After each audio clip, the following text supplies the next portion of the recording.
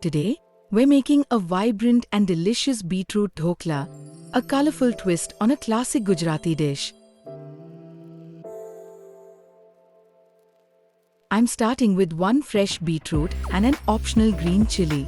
Let's wash the beetroot and chop it up into manageable pieces. Time to transform our beetroot. I'll add a pinch of salt and a splash of water. Then grind everything into a beautiful, deep magenta paste. First prep step, I'll grease my cooking pan with a light coating of oil to prevent any sticking.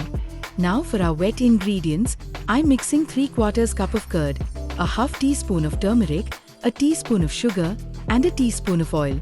Stir until it's smooth and well combined. Let's add our vibrant beetroot paste to the mix. I'll fold in a 1/4 cup of besan flour and a nice inch of freshly grated ginger. Watch how the batter turns this gorgeous pink color. Next up, 1 cup of Bombay rawa goes in. I'll adjust the salt to taste and make sure the consistency is just right by adding water as needed. Cover the batter and let it rest for 20 to 25 minutes. This helps develop the flavors.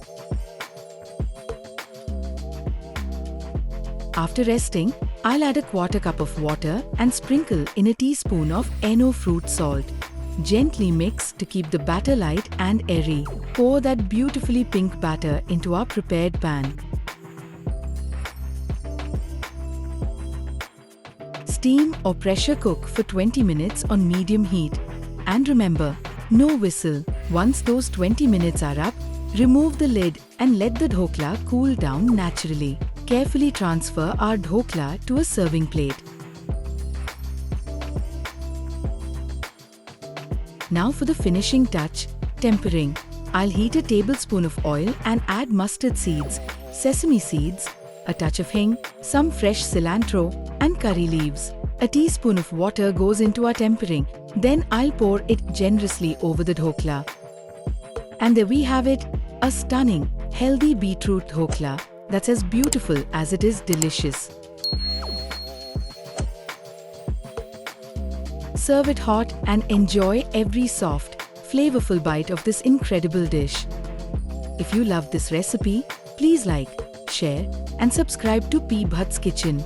Happy cooking and take care.